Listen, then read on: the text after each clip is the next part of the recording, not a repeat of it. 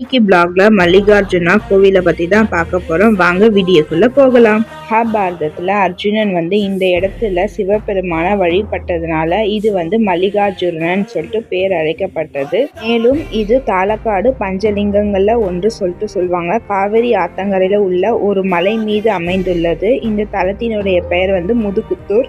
இந்த தலத்தினுடைய இறைவர் லார்ட் சிவன் இருக்காரு.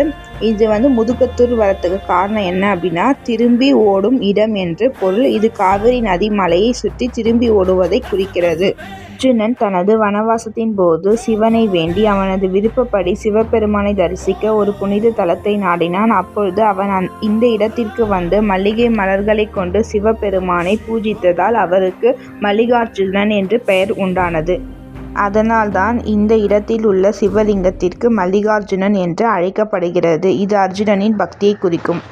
இந்த கோவிலின் கட்டுமானத்தில் சாளுக்கிய கலைத்திறனின் உச்சத்தை குறிக்கிறது.